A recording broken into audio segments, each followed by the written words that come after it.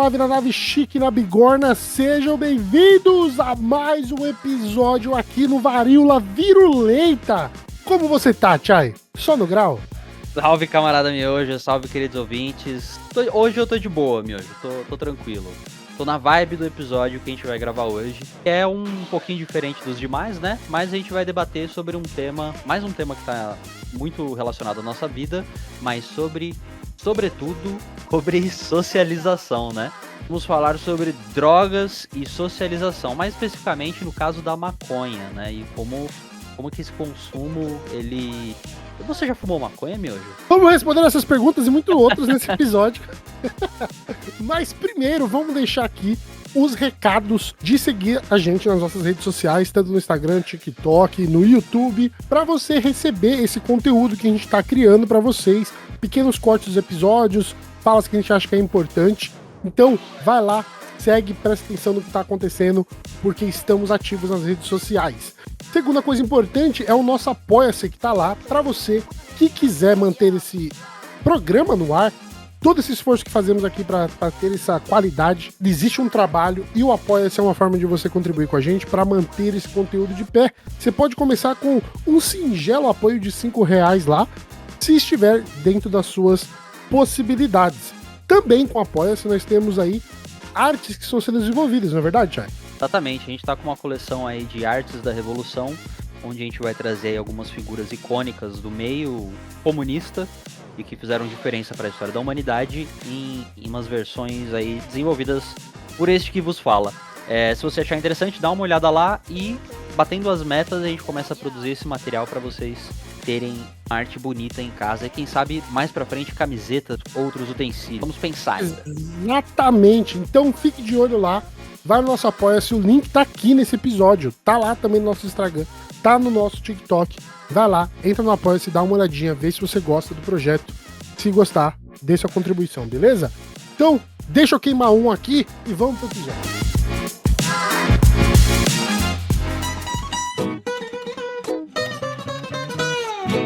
Episódio de hoje, legalize já.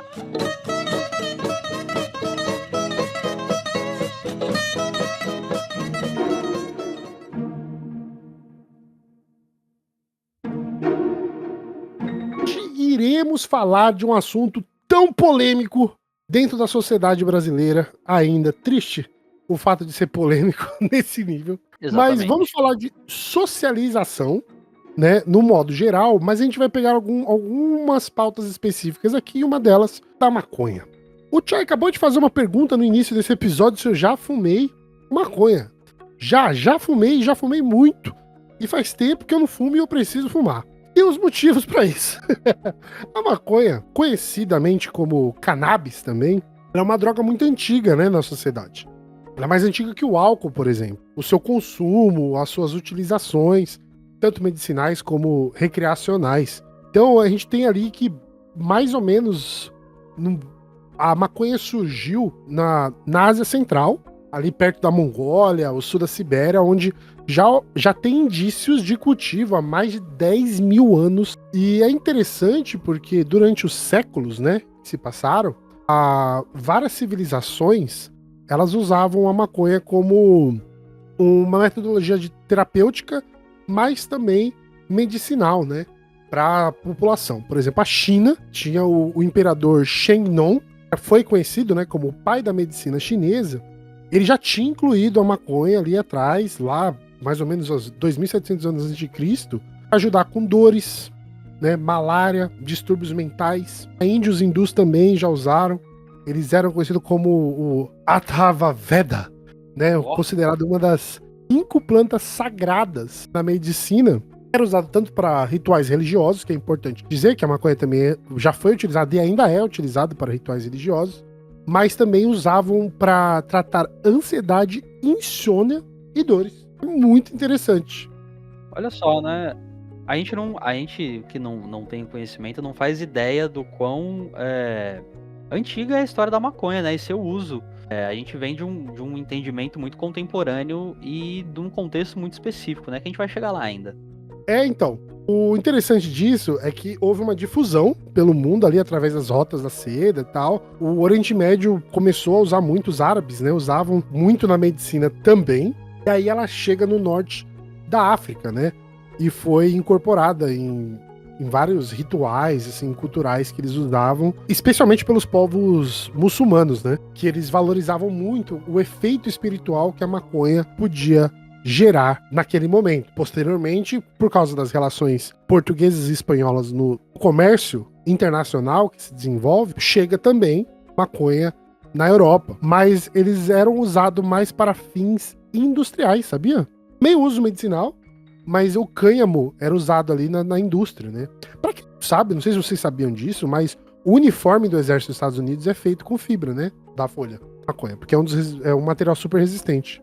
Olha só, não, duas informações aí que eu não fazia ideia. Do cânhamo, não sabia que era extraído da cannabis, e também essa informação das fibras do exército eu achei muito louco, não fazia ideia. Eles têm um controle, eles têm produção de maconha. Hoje é liberado nos Estados Unidos, né? Mas eles já tinham produção antes de ser liberado, a produção de confecção de roupa, né? De roupa pro exército estadunidense. Então a gente tem indícios, né, que chega no Brasil através da escravidão, né, e da colonização brasileira. E os escravizados trouxeram não só a planta, mas os conhecimentos espirituais relacionados a ela. E é tanto que a palavra maconha tem origem de línguas africanas, dos povos bantus. Então, porque é cannabis, né? Ela é cannabis, conhecida como cannabis. Mas a palavra maconha vem também dessa importação. E aí, se espalha pela América também. E no século XX a gente tem, pós Primeira Guerra Mundial, o que começa a se chamar de guerra contra as drogas.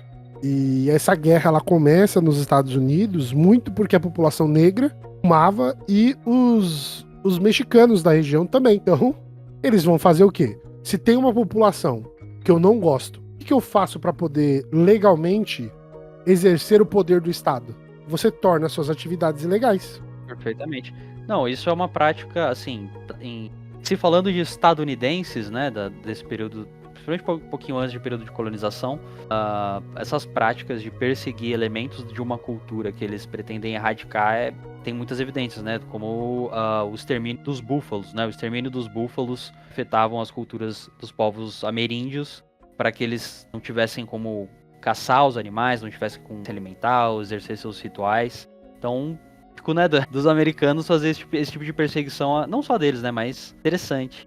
Então, é super, super normal isso, né? Pra você ter uma ideia dessa parada do governo dos Estados Unidos, né, um outro caso que a gente pode citar, de uma ação muito parecida, foi quando os Panteras Negras se organizaram nos Estados Unidos. Os Black Panthers, eles começam a se organizar dentro do contexto social negro ali, o início, ou no meio, né, já estava naquela movimentação do tão conhecido, né, movimentos sociais dos Estados Unidos que vão mudar a Constituição sobre os direitos de todos, sobre a igualdade no país ali, na década de 50 e 60. E aí os Panteras Negras, eles surgem dentro desse contexto. A forma que os Estados Unidos fez, já começa, né, a guerra contra as drogas, também para desmobilizar esses grupos, porque era sabido que eles utilizavam maconha, e não só maconha, mas outras drogas também. Aí o governo faz o quê? Ele proíbe. Posteriormente da proibição, a CIA, ela compra a droga e distribui de graça para bocas, vamos dizer assim. Para que essas drogas elas chegassem nas comunidades negras, se espalhassem, as pessoas ficassem viciadas e o movimento social se dissipasse. Então, os Estados Unidos, ele dava droga de graça para você vender na quebrada nos Estados Unidos, você desmobilizar os movimentos sociais. Isso foi um projeto da CIA. Até porque você também está descaracterizando o uso daquela substância no contexto que ela era utilizada, né? Tá Exato. tirando ela de um contexto de uso cotidiano ali, seja ele qual for. Tá criminalizando, tá colocando uma pena para quem usar, ou para quem transportar, para quem vender. E ao mesmo tempo você libera, né, para criar um tráfico, né? A origem do tráfico, será que é essa? Eu acho que é, né? Tem muita relação com...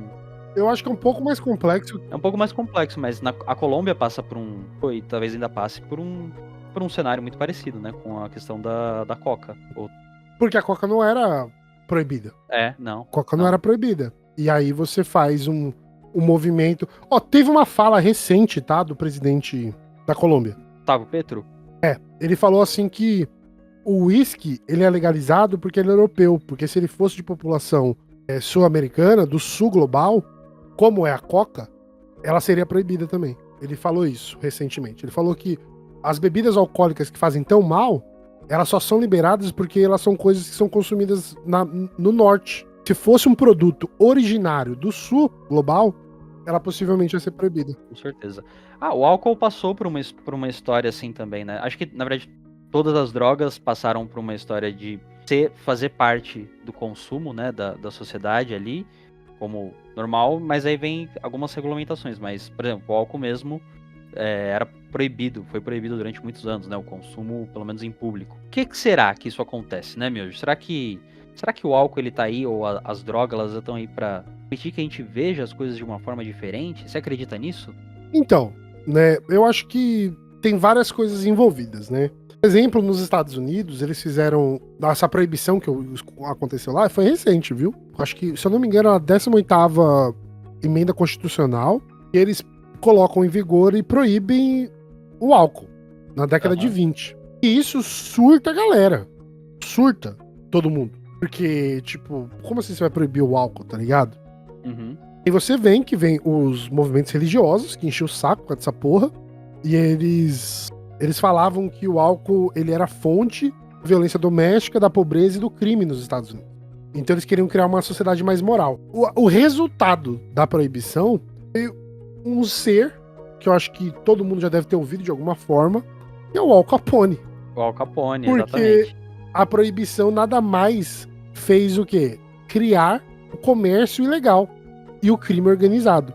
No começo, né, eles produziam álcool secretamente em Nova York, essas máfias italianas, né, e eles criavam bares clandestinos. Então, eles começam a fazer primeiro a distribuição de álcool, eles ganham muito dinheiro com isso, aí eles passam de álcool para roubo de carga, depois eles começam a se filtrar na política. Que é o mesmo caso do PCC no Brasil, né? Primeiro você começa com, por exemplo, tráfico de drogas, né? Você cresce, você expande, aí você já tem que lidar com lavagem de dinheiro, porque tem muita coisa, compra e comercialização de drogas, e depois você entra na política. É um processo natural. É uma história também que a gente já viu ser contada em muitos países, né? Pablo Escobar mesmo é exatamente isso, né? Exatamente isso, Pablo Escobar. Não só Pablo Escobar, né? Aqui no Brasil, você falou do PCC, a gente tem aí, supostamente, algumas figuras ligadas ao PCC e ao tráfico. Uma delas, que é muito famosa, muito conhecida e tá muito evidente, e é supostamente a sua ligação, tá? A gente não tá afirmando nada aqui, que é o Renato Cariani, né? O bodybuilder, o fisiculturista. Que teve lá a empresa dele, tá sob investigação, né? A empresa dele tá sob investigação, a Polícia Federal garante que ele tem envolvimento, né? Tanto que ele é um dos acusados. E a dona da empresa que é uma velha. E a dona da empresa que é uma veinha. Pra quem não sabe, o Renato Cariani ele é dono de uma fábrica de produtos químicos, acho que usado para suplementação, para essas coisas. E um desses componentes também serviria para a produção de crack. E curiosamente, a quantidade que desapareceu do laboratório dele foi a mesma quantidade de pedra que entrou no mercado no mesmo período, né? Num período depois, assim, muito próximo. Existe essa suspeita de que Dr. Cariani esteja envolvido. Quem pode dizer, né? Tem outras figuras também emblemáticas. Quem não lembra do Aécio das Neves? Aécio das Neves e os do helicópteros. Avião. Do avião. Era um avião ou era um helicóptero? Não, era um helicóptero. O avião foi do Bolsonaro. Teve, lembra? O 39 avião da quilos. Os 39 quilos de pó que sumiram no avião da FAB. Quer dizer, que foram encontrados, né? Sumiu foi 1 quilo, que ninguém entendeu essa história. Existe uma recorrência, né, dessa coisa da ilegalidade, a proibição, o crime organizado que vai se expandindo, né? Mas o que acontece? O crime organizado cresceu, é até engraçado. É um mercado, né? Isso se torna um mercado. E de repente tá movimentando uma grana, e essa galera, pra se proteger, eu vou me entranhar na política, eu vou entrar no Estado, porque daí é mais difícil de desintocar, né? Em teoria. Eu, quando morava nos Estados Unidos, eu tenho um bar lá, que sempre quando alguém ia me visitar, assim, eu levava essa galera nesse bar, porque ele era um bar que tá mais de 100 anos aberto, né? E tinha uns mecanismos escondidos na parede do bar e tal, que era dessa época da proibição. porque eles não fecharam. Então eles tinham, tipo, uns compartimentos escondidos na parede. Se a polícia chegasse, dava pra eles esconder o álcool e não dava pra você ver onde tá. É muito interessante essa parada. E por causa desses movimentos, o governo simplesmente lhe deu que a proibição não resolveu em nada. E ainda eles perderam bilhões em impostos porque as pessoas não pararam de consumir a porra do álcool. Então, eles tiveram que mudar isso, e aí eles revogaram isso. Se eu não me engano, foi o Roosevelt Franklin, né?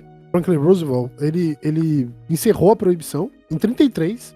A proibição não durou 15 anos, porque eles viram que não ia ter um resultado para aquilo, sabe? As pessoas iam consumir drogas da mesma forma. Porque é assim que a gente tá falando aqui, drogas. E álcool é uma droga. A diferença é que você pode comprar uma caixa de leite e uma caixa de cachaça e uma garrafa de cachaça no mesmo estabelecimento. Mas ela é uma droga lícita, considerada lícita no Brasil. Essa que é a grande questão, né, disso tudo. Ó, a gente pega esse exemplo da proibição, a gente pode pegar o exemplo da cannabis, né, de um modo geral no mundo, até mesmo a cocaína, né, a coca e tal. E a gente vê que, tipo, não importa os esforços de qualquer nação, pessoas vão continuar utilizando essas substâncias. Sim, né? Parece que proibir até não é a solução, né? A gente sabe que esse lance de guerra às drogas é uma história muito furada, né? Não rola, porque assim, não dá resultado.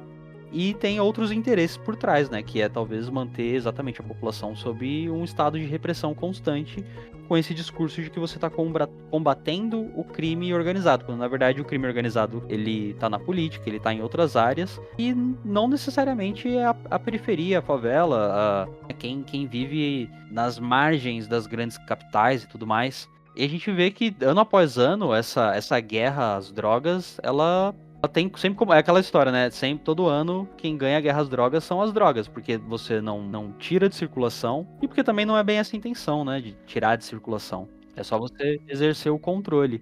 E reprimir quem tá portando. E esse lance da repressão, aqui no Brasil, por exemplo, a lei não é. A gente sabe, né? Que a lei ela é uma parada que é feita pra quem não tem grana. É feita pro pobre. Porque quem tem grana paga fiança e tá massa, mas a lei também faz essa distinção da origem de onde você tá ligado? De onde você tá portando a droga. Por exemplo, se você tá no Higienópolis portando a droga, você é um usuário, você é tratado como questão talvez de saúde pública, que é o que é de fato. Mas se você tá na periferia, você tem associação ao crime organizado, tem outras leis que se aplicam, são muito mais punitivistas, né? E é uma questão só de localização que muda.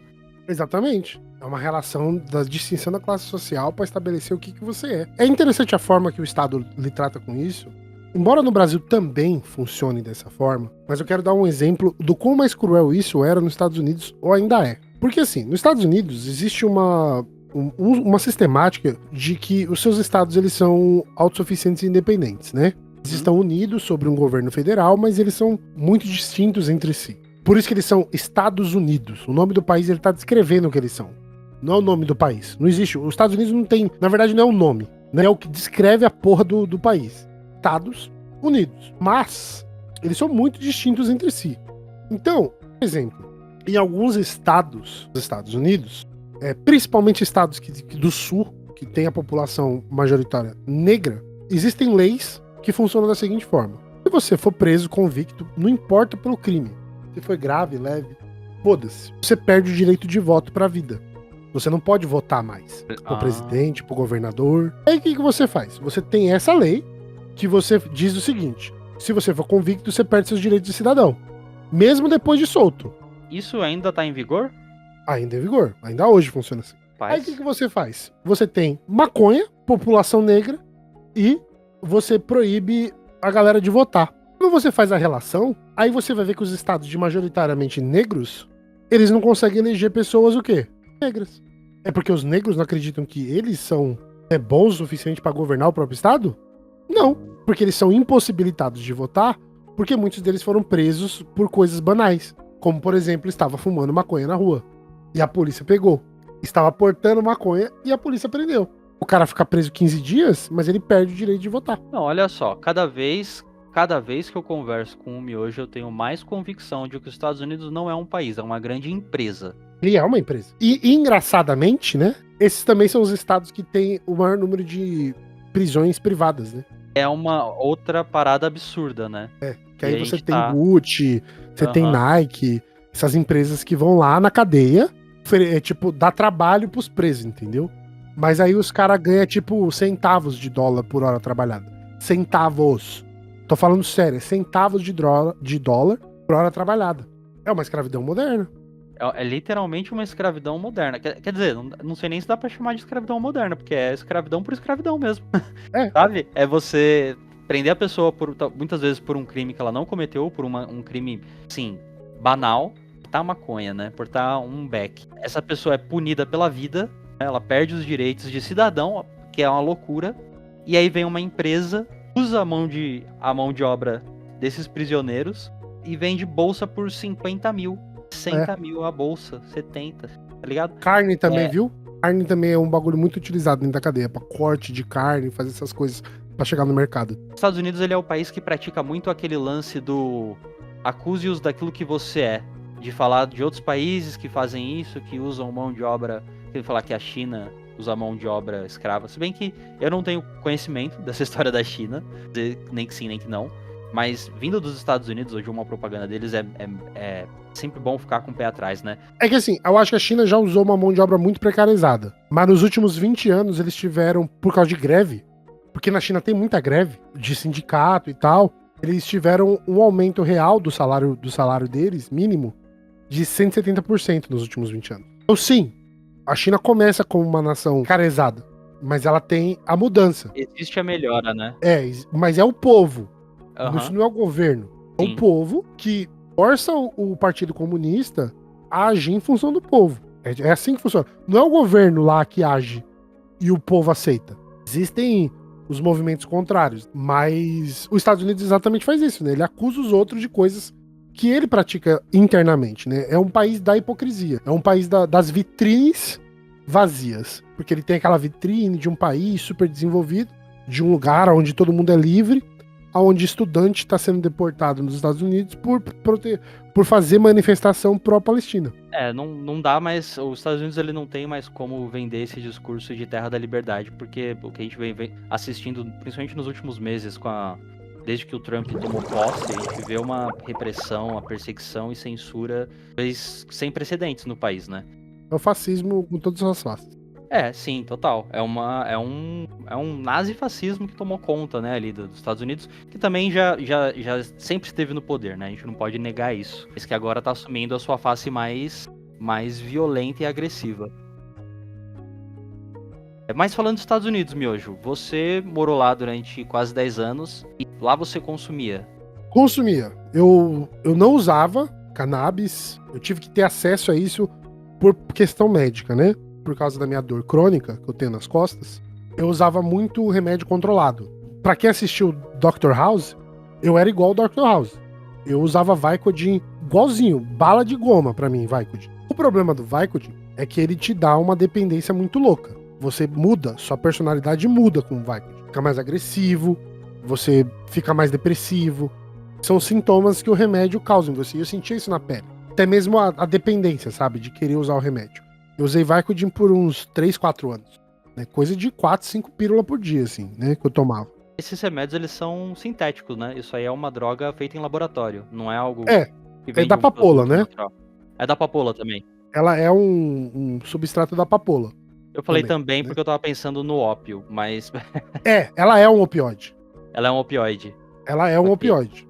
Então ela vicia muito, né? Os Estados Unidos tem um problema muito grande com, principalmente ali no cinturão cristão, que eles Aham. chamam, né, do Christian Belt, é onde tem a maior população de viciados em heroína. Porque antigamente os médicos davam igual pastilha, opioide. É, o que eu ia falar, o ópio, ele não foi... Assim, as drogas, elas não eram antes da criminalização que teve ali nos anos com Nixon, 60, né? 170, 60, as drogas, elas tinham um outro uso na sociedade, uma outra função social, tanto o ópio quanto a própria cocaína, né? Eu joguei aquele Red Dead Redemption 2, você tem nos mercadinhos na vila, você tem as pastilhas de cocaína, e realmente era um produto na época, né? Ali no século XIX, início do século XX, era um produto que era encontrado em lojas, né? E tem muita questão histórica, principalmente de opioides, com relações ali com o Afeganistão, com a China e guerras que rolaram por causa disso, né? A China passou por um período de guerras do ópio. Tudo isso tá ali nessa relação do uso, né? Do ópio, na guerra do ópio que rola na China, né? Mas no caso lá dos Estados Unidos, eu começo a usar. Uma amiga minha, ela recomendou vários anos, ela tinha recomendado isso pra mim. Mas aí eu fui ter contato quando eu saí de New Jersey, ali da região de Nova York, e fui morar na Flórida. Até então, em New Jersey não estava liberado o uso, nem medicinal. E aí eu fui pra Flórida. E a Flórida já estava liberado o uso medicinal a cannabis.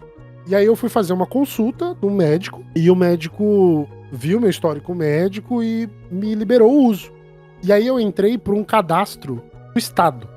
Então o governo sabia a quantidade de cannabis que eu tava consumindo no mês, que eu comprava, né, pelo menos.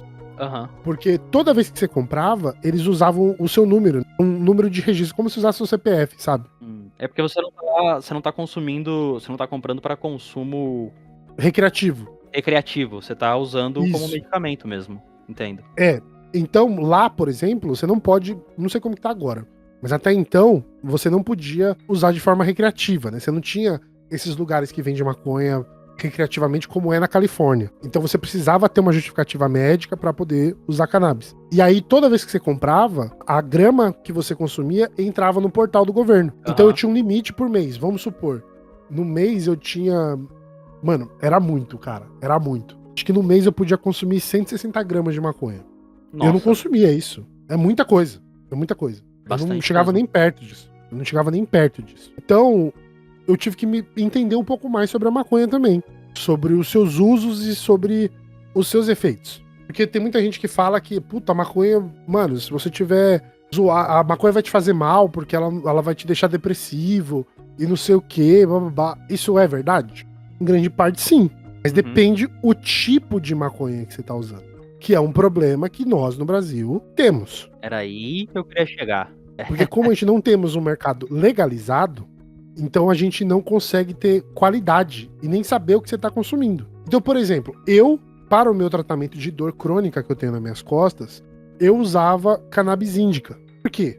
Porque ela, não só a índica, eu usava a índica e a híbrida, mas a gente vai chegar lá. Que ela usa como ajuda para aliviar dor, ela ajuda para reduzir espasmos musculares, ela é relaxante. Então eu geralmente usava à noite, antes de dormir, para eu poder descansar. Por causa da minha dor, eu tenho uma dificuldade enorme pra dormir. Então, a índica, ela me ajudava. O problema da índica é que, dependendo da índica, é um soco na cara. Então, por exemplo, eu não podia fumar e eu tô falando de fumar, tá? Eu não tava usando óleo, nada. Eu fumava mesmo. Não podia usar uma índica, por exemplo, pra ir trabalhar. Eu ia ficar chapado assim, tipo, chapado.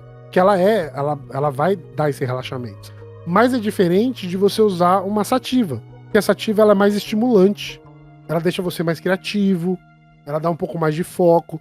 Então, por exemplo, tinha períodos que eu tava durante o dia, se eu fumasse uma sativa, eu ia conseguir executar algum tipo de tarefa. Eu ia ser mais produtivo. E ela ajudava também com o combate à depressão. Na época da pandemia foi muito pesado, tudo isso. Como eu tinha acesso, isso me ajudou bastante, né, a sativa, a lidar com depressão. Né? Mas, por exemplo, se você tiver com depressão, você tá usando uma índica, aí pode ser que você tenha problemas. Porque ela não é indicada pra isso, clinicamente, né? Faz sentido, faz muito sentido. Aí ela pode intensificar a sua depressão. Então, por exemplo, se você aí tá ouvindo a gente, consome um cigarrinho e você tá depressivo, e você fuma e você fica mal, pior, mano, para. Você tá fumando uma maconha errada, você entendeu? Não precisa ir nem tão longe, porque eu me enquadro perfeitamente neste quadro que você desenhou. E é daí que vem a minha grande questão com o uso da maconha. Porque eu diferente de você, eu não comecei a usar por uma questão de saúde. Comecei a fumar porque fumava e aí você vai no embalo e começa a criar o hábito, né? No começo eu lembro que eu tinha aquela brisa que quando bate, né, que você fica mais alegrinho, dá uma risada. Só que com o tempo e pelo consumo ser contínuo, parou de fazer efeito e pegava exatamente nesse ponto que você falou. Porque assim, aqui no Brasil a gente fuma o que é mais corrido, né? Pra quem não tem tanta grana, é o prensado. É o mercado paralelo, é o que tem. O que mais se encontra é o prensado. Porque se você for pegar uma parada de uma qualidade melhor, uma flor, alguma coisa assim, você vai pagar uma bica. Sai mais barato do que comprar um café? Sai. Mas é caro. Mas ainda é caro. Então, eu caía nesse lance, porque quando eu tava deprimido, eu fumava e só piorava. E aí eu comecei a criar essa relação do meu uso com maconha com a minha depressão. E na verdade meio que não, sabe? Era só uma questão do uso saudável. Mas acho que o uso saudável ele entra também por uma questão que é a socialização, né? Se você tá num meio com outras pessoas e você faz o uso, seja do álcool ou da maconha, ou de qualquer droga que for, mais seguro do que você fazer o uso sozinho. Porque daí você pode realmente cair nessa bad e fazer essa relação, né? Do uso da substância com o seu estado de... Eu vou deixar claro aqui o meu ponto de vista sobre... Tô falando de maconha, mas isso vai pra algumas outras drogas também, né? Eu penso da seguinte forma, né? Eu consumi maconha na faculdade também, mas, assim, e maconha plantada mesmo, não era prensado. Coisa boa. Eu tive um companheiro de casa que ele tinha feito uma estufa no guarda-roupa, né? Então ele plantava a maconha dentro do guarda-roupa dele, com luz, iluminação, ventilação. O guarda-roupa do cara era tipo um laboratório químico, praticamente. De maconha só, né? Só tinha maconha que ele plantava. Eu tinha fumado e tal, mas eu tenho um problema muito grande com brisa, né? Eu não gosto de ficar brisado. Eu tenho vergonha de ficar brisado na frente das pessoas. Por isso que também eu consumo muito à noite pra dormir, né? Eu adquiri esse mesmo medo que você, de estar brisado na frente das outras pessoas. Eu não gosto de estar bêbado na frente das pessoas. Eu não curto nada que me altere, assim. Sim. Mas... Qual que é o meu ponto de vista sobre isso? Eu acho que a maconha ela deveria ser usada de forma recreacional? Com certeza. Eu não tenho dúvidas disso. Se você libera tabaco e álcool... É o menos pior dos três, né? Menos pior. Eu tô falando que é saudável você fumar? Não. Porque você tá colocando, bem ou mal, você tá colocando dióxido de carbono no seu pulmão.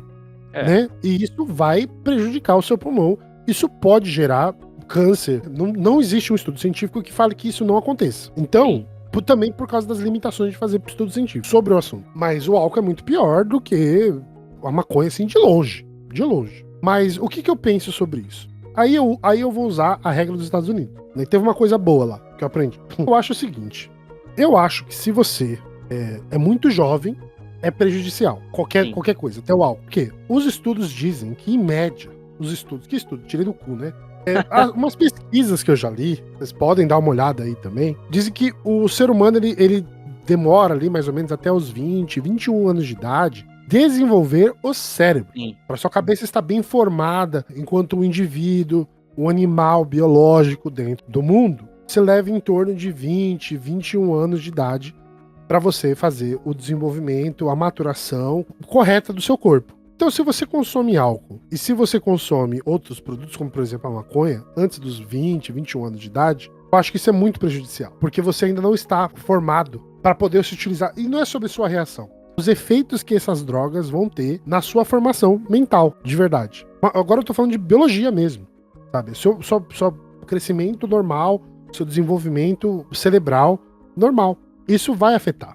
Então, eu sou a favor, sim, com certeza, da legalização, né? Até pelo papo que a gente tá tendo aqui. Mas eu acho que a idade mínima tinha que ser 21. Concordo. Eu acho que o álcool também. Concordo. Eu acho que o álcool não tinha que ser liberado para menor de 21 anos de idade. Eu acho que a maioridade mesmo ali da sua formação é nos 20, 21. Então, 21 anos de idade, uma idade beleza para você começar a consumir álcool e para você usar maconha, fumar sua maconha aí, sem dor de cabeça. Eu não sou a favor da liberação antes dessa idade. Porque eu acho que existe um problema de desenvolvimento só do corpo, né? Dentro desse aspecto. A proibição até os 21 anos é o que deveria ser feito.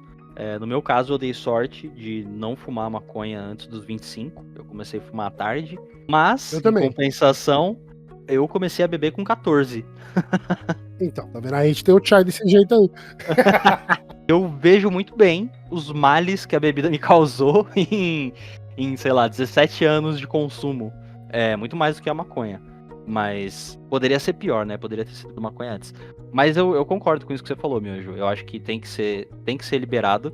Até porque a gente fala, mas se liberar vai todo mundo ficar chapado. Não, velho. Porque você que não fuma, não vai fumar. Não vai começar a fumar porque liberou. Mano... Tá ligado? Não é assim que funciona. Álcool é liberado no mundo que tá morrendo na rua, bebendo álcool, cara? Eu não entendo esse argumento de merda. É um argumento de merda, porque o que você cria com a liberação é que você para de tratar o caso das pessoas viciadas como um problema de segurança pública, né? Você para de mandar a PM, que é uma força armada de repressão do Estado, pra descer o cacete nessa galera. Ou prender elas num terreno baldio e construir muro em volta, igual aquele arrombado do Ricardo Nunes fez, né? Que é o nosso prefeito, o atual prefeito.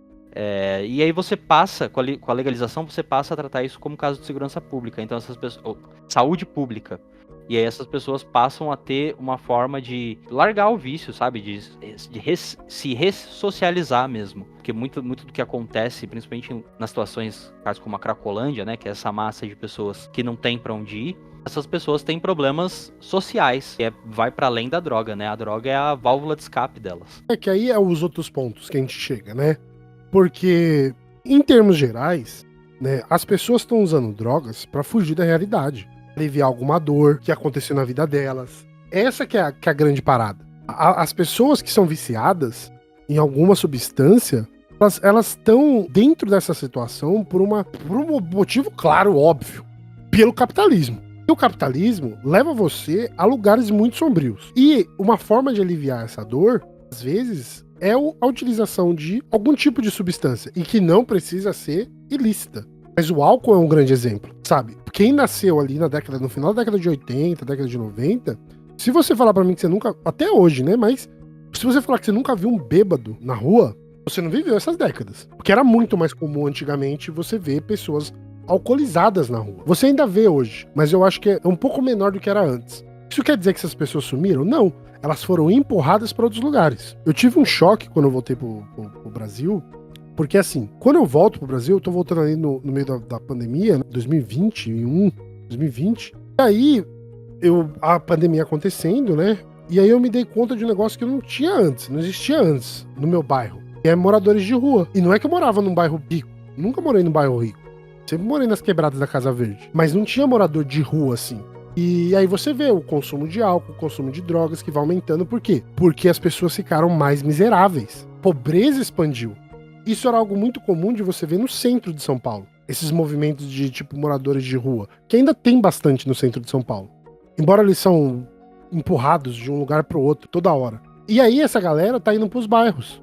Não tô falando, ai meu Deus, que eu tô com nojo de ver. Não é essa relação. É a relação de você ver que a desigualdade social aumentou tanto no Brasil e se intensificou tanto no período da pandemia, que você vê o aumento do consumo de drogas, tipo um crack, que é barato, o álcool, que é barato. Quanto que custa uma dose de cachaça, mano? Porra, aquelas barrigudinhas, 5 conto a garrafinha. 5 conto você compra uma garrafinha, mano.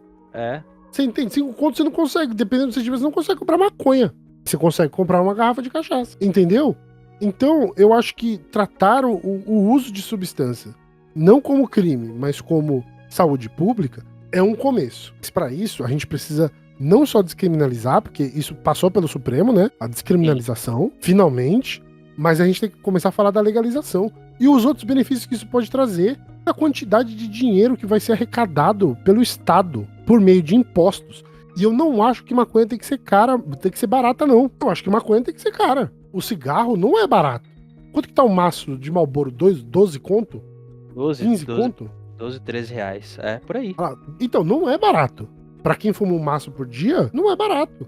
Não. É caro. E eu acho que tem que ter um monte de imposto em cima da maconha. Então a maconha, por exemplo, eu não sei como que seria. Eu acho que teria que ser por flor mesmo, né? Você vender por grama. Mas eu não sei. A grama da maconha ser tipo 20, 30 conto. Porra, mas aí você vai ter a galera pobre, que não vai ter acesso ao bagulho, que é uma discussão que pode ser feita também. Que não se torne simplesmente a droga legalizada de Playboy. Eu acho que isso é uma discussão que tem que ser feita na sociedade. Mas para isso a gente precisa legalizar. Ter legalizado antes. Sim. E tem que ter imposto. Outro benefício de você fazer esse processo de legalização é que você começa a quebrar. Mas aí não só da maconha, né? Eu tô falando de uma forma mais ampla. Você também começa a quebrar a perna do narcotráfico. Ainda hoje, a maior rentabilidade do narcotráfico é cocaína. É a cocaína, é o pó.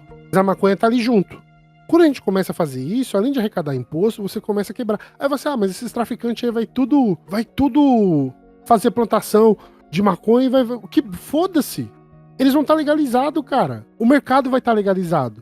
E aí você começa a refletir, será que vale a pena eu tá tendo que matar gente, tomar território, sendo que eu posso simplesmente plantar pra vender, você muda o mercado. Você muda a lógica do mercado. Não, sabe? até porque o mercado, ele não tá fazendo julgamento moral sobre o produto que ele tá vendendo, ele quer gerar lucro, né? Dinheiro é dinheiro, mano. Dinheiro é dinheiro. Capitalismo, dinheiro é dinheiro, foda-se. Não, e a gente vê que tem muita desinformação em cima disso, né? Por motivos óbvios, tem muita gente interessada com a manutenção das coisas como elas são, né? Com essa proibição. Mas a gente vê que as quantidades de benefício que legalizar traria para a sociedade, para o indivíduo, é uma questão que é meio absurdo, sabe? A gente parar para pensar e a situação não avança. E muita desinformação e muito preconceito também, né? Principalmente da galera religiosa. Muita gente não sabe disso. Mas o Brasil é o maior país que mais gasta dinheiro com proibição de drogas no mundo. Com essa guerra contra as drogas. O país que mais gasta dinheiro com isso no mundo. E a gente tem a organização criminosa que mais vende pó no mundo. e a gente tá falando da casa de bilhões de reais todo ano. Sim. É tipo coisa de você vendendo pro Japão 1 quilo de cocaína a $150 mil. Enquanto em outras regiões você tá vendendo a 80, 50. Lugares mais difíceis vale mais o produto. Então, o que tá causando tudo isso? Nada. Nada. O comércio vai continuar a existir. O comércio Exato. vai continuar a existir. É uma relação de moralismo. De um moralismo muitas vezes ligado ao mesmo moralismo da proibição do álcool nos Estados Unidos. É um moralismo religioso. É um moralismo safado. É um moralismo hipócrita, que é o pastor que tá falando das drogas, mas tá cheirando pó atrás do púlpito. É o policial que tá falando que bandido, que tá lá, mas ele tá cheiradaço, fazendo ronda na rua. É o senador que tá falando de família, mas tem um helicóptero de cocaína. Então, não é uma questão... Eu sei que gera dinheiro. Isso gera dinheiro em todas as camadas sociais. Não é só o aviãozinho, o traficante. É também o político, o senador, o vereador, o exército, que facilita a transição de drogas. Vocês acham que não? Que não tem facilitação disso daí? Como que o exército brasileiro Com certeza. Se... consegue saber aonde tá o seu celular, mas não consegue barrar tráfico de drogas exato. na fronteira? Porra, Exato, né? Não tem fiscalização? Peraí, não, existe fiscalização. Mas alguns são liberados passar, né? Nem todo mundo é. não tô falando que, tipo, nossa, todas as organizações, elas contribuem pra isso. Mas tem um membro em todas as organizações que facilita isso. Isso que eu tô falando. Não é a instituição em si, mas são os membros das instituições que fazem isso, entendeu? Porque é muito complexo. Gente, é complexo você transportar droga de outro país, tá? E daqui você exportar pro mundo, mano. É tipo assim, é uma logística. E tudo em segredo, né? Tudo em segredo. É uma logística muito louca. Nessa conta aí, todos os países falham miseravelmente, né? Porque, porra, não conseguem impedir o tráfico? Tem como. Será que eles falham ou será que é intencional? Então, Essa que é a grande questão. Então, é isso, né? Exato. Eles falham porque é intencional, porque não é falha, né? É uma máfia que tá em tudo que é lugar. E precisa ter, sobretudo, controle desses pontos de alfândega. Não chega pela alfândega a droga, né? Ela sai do Porto de Santos. Passa. Não chega pra gente por lá. A gente exporta por lá. Exato, pra gente chega pela fronteira. Chega pela fronteira aqui com vários esquemas diferenciados de rota de avião. Mano, como que você não sabe que tem uma porra de um avião? Tipo assim, você fala assim, mas é difícil. Claro que é difícil, gente. Eu não acho que a operação policial ela é assim, simples, né? Ela é um bagulho complexo e tem gente dedicada a isso. O crime organizado, ele é um problema, em modos gerais. Mas a melhor forma de você combater é você sendo o quê? O comerciante que tá vendendo legalmente. É isso que você faz. Você tira uma das formas de arrecadação do crime organizado através de uma legalização de um comércio legal. Aí você começa a tratar isso como saúde pública. Viciado em pó? Porra, cara, beleza. O cara tá viciado em pó. Por quê? O que levou o cara a ficar viciado em pó? O que virou o cara a ficar viciado em maconha? O que virou o cara a ficar viciado em álcool? Aí você começa a entender a sociedade para poder fazer uma transformação. Sim, o que esse discurso de guerra às drogas faz é colocar o usuário como um criminoso. Alguém que tem que sofrer a pena da lei. E às vezes não é isso, né? Às vezes essa pessoa ela não tá fazendo mal pra ninguém a não ser pra ela mesma. E é ela que precisa de ajuda. Ela não um cacetete na nuca. Exatamente. Sabe um bagulho engraçado? Por exemplo, pessoas que precisam de tratamento com cannabis, às vezes eles não correm atrás do tratamento por medo de ser julgado. Sim. Por medo de os amigos chegar e falar assim, ou a família arranjou desculpa pra fumar maconha.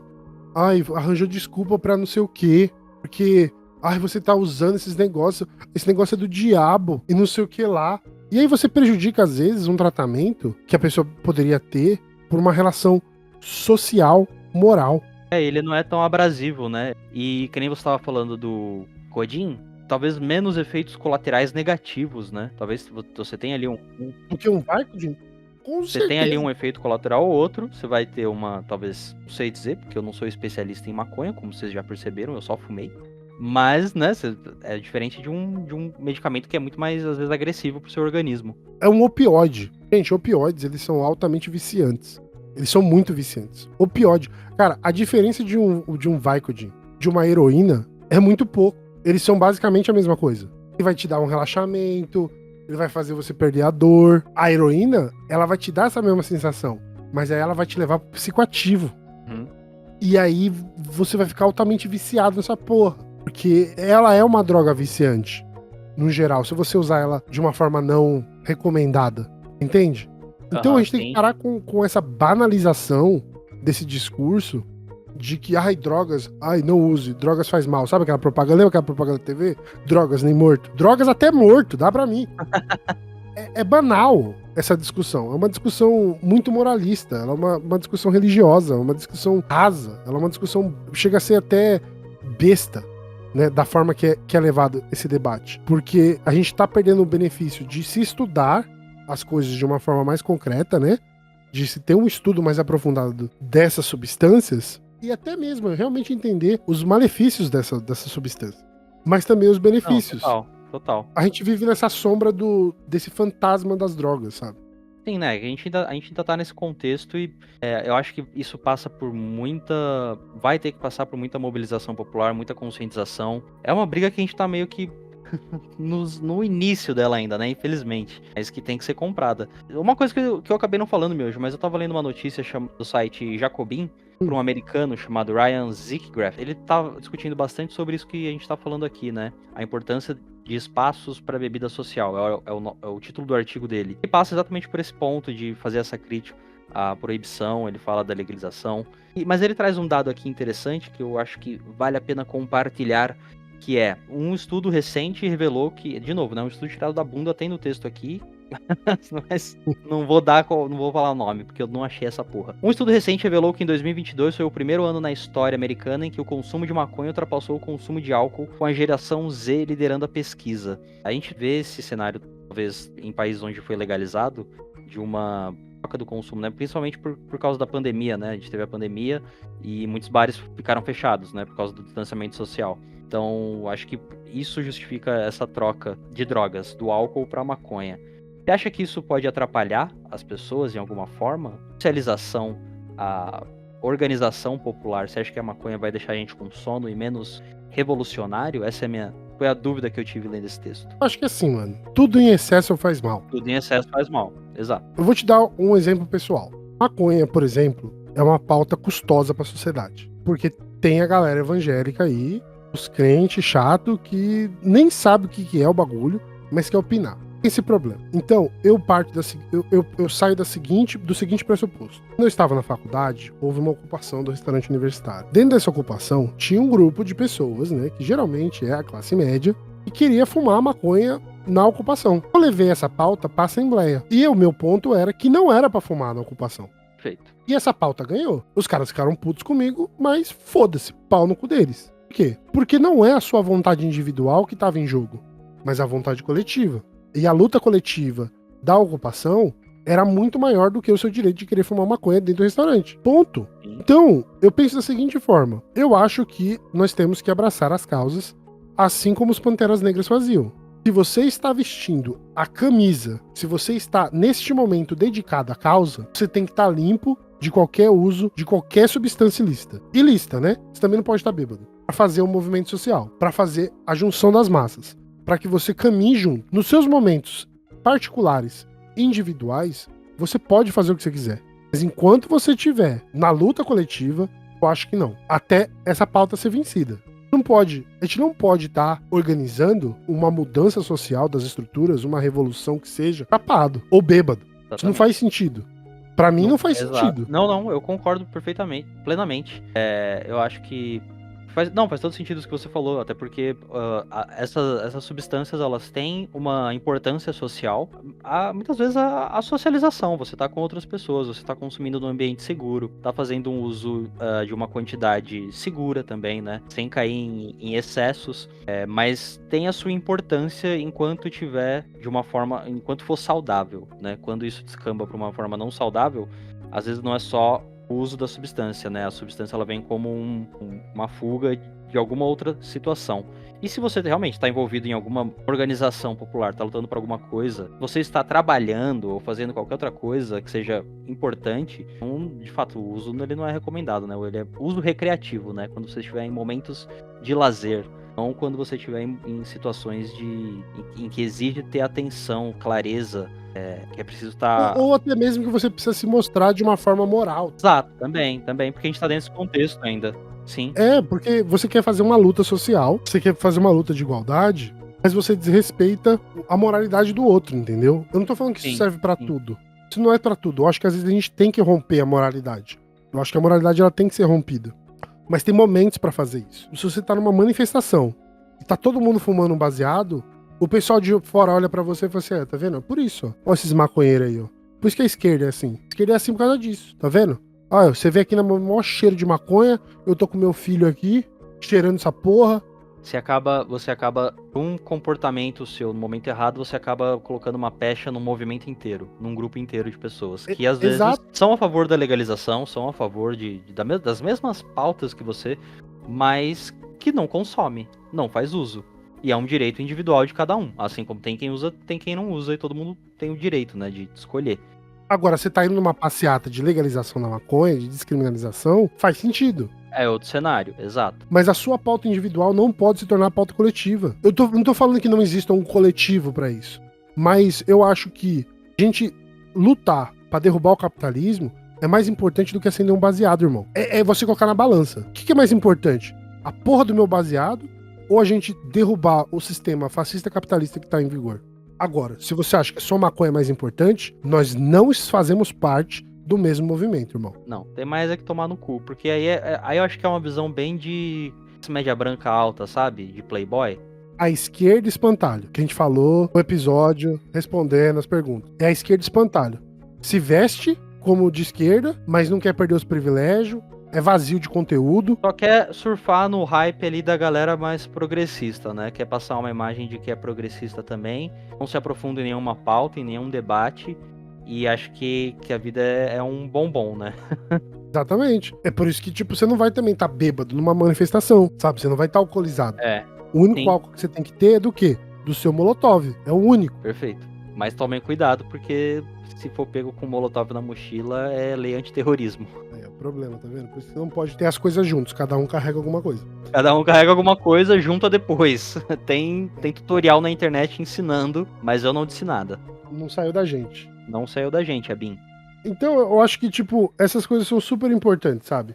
E a gente tem que levar a sério esse debate, não só do uso recreativo social, mas entender o porquê que as pessoas estão, às vezes, afundadas dentro de um vício. Do meu ponto de vista, isso vem de um lugar só, sabe? Ainda ele vem do capitalismo, desse capitalismo selvagem, que destrói sua mente, que mói você enquanto indivíduo, mói você enquanto sociedade, mói você enquanto grupo de pessoas. Porque no final, mano, se você parar pra analisar, é meio sem sentido tudo que a gente faz no dia a dia. Você acorda, vai trabalhar pra pegar um dinheiro de bosta pra sobreviver, mano. Não é pra você viver, é pra você sobreviver. Talvez se o dinheiro não vai dar pra comprar comida, não vai dar pra comprar carne, não vai dar pra pagar aluguel, você tem que escolher se você paga o cartão de crédito ou se você paga seu aluguel, porque mês passado você ficou doente, teve que comprar remédio. Aí você vê esse, mano, eu vou comprar um baseado, eu vou comprar uma maconha, eu vou comprar um álcool, eu vou comprar um pó. Essa deterioração da vida, né, da qualidade de vida dos trabalhadores, ela gera esse cenário, né, tira a perspectiva de um amanhã da gente. Então, assim, sem a perspectiva do amanhã, porque não tem grana, porque faltou, e a grana tá sumindo, e as contas não param de chegar, fica muito mais suscetível a cair nesses buracos, né, de vício. Entrar numa situação onde o vício, ele passa a ser a resposta para uma condição que é coletiva. Uma condição social que é coletiva, que é essa desigualdade social, né? Foge do nosso controle, não tem como trabalhar. O indivíduo, ele sofre o peso todo da situação e ele por ele, né? Pela lógica neoliberal. Você sozinho vai chegar lá, você vai ao caralho, mano. Você vai ao caralho. É por isso que a empresa não funciona sozinho. Por isso que uma empresa tem funcionário. E você quer falar pra mim que uma empresa que tem que contratar gente pra ela funcionar, você acredita que você sozinho vai vencer na vida.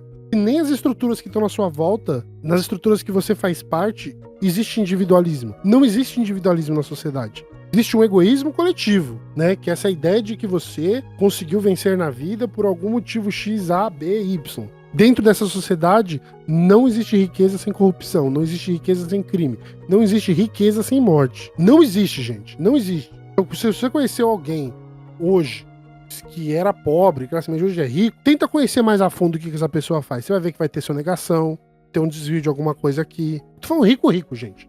Não tô comparando com um cara que abriu um mercadinho, tá ligado? E cresceu o mercadinho. Passando das dezenas de milhões aqui, né? Não é... Talvez não até existe mais. riqueza sem algum tipo de desvio social. Isso que é importante de ter na nossa mente. Então, a nossa luta não é uma luta individual, ela é uma luta coletiva, porque tudo na sociedade é coletivo. Nossa sociedade, os seres humanos não evoluíram para serem indivíduos sozinhos, jogados dentro da sociedade. E um dos motivos disso é a sua biologia corpórea. Por isso que você tem 2 olhos apontados para frente. Porque você tá olhando as costas do seu igual. E o seu igual tá olhando para suas costas para te proteger. Eu acho que com essa frase foda, eu acho que a gente chega ao final do episódio de hoje, né, Miojo? É isso. E com isso, vamos nos despedindo aqui de vocês. Queremos agradecer a presença de todos até agora para esse debate super importante, que deve ser aprofundado, não só aqui, mas nos seus grupos sociais, entre as pessoas. É super importante esse conteúdo que a gente cria justamente para isso, para levantar esse debate, essas perguntas, né, para fazer vocês refletirem, assim como a gente também, né, sobre todo esse contexto. Lembre-se das nossas redes sociais, vai lá, dá uma olhada no nosso Instagram, no nosso TikTok e também no nosso Apoia-se, não é mesmo? Exatamente, dá uma olhada lá no nosso Apoia-se, se puder contribuir, a gente só tem a agradecer, mas a contribuição também não precisa ser só via grana, apoios, pode ser também ali deixando um comentário, compartilhando o nosso podcast com um amigo, com um camarada, ou só dando um abraço na gente quando a gente se trombar pela rua, não é mesmo? Exatamente, então vai lá, compartilhe nossos cortes, compartilhe o nosso podcast, se você tá ouvindo, vai lá, compartilhe para um familiar ou alguém que é interessado sobre o assunto, isso é muito bom. Quero agradecer a todos, eu vou me despedindo de vocês e vejo vocês até o próximo episódio, beleza? Tchau, tchau. Um abraço acalentador no coração de vocês, até o próximo e falou, valeu!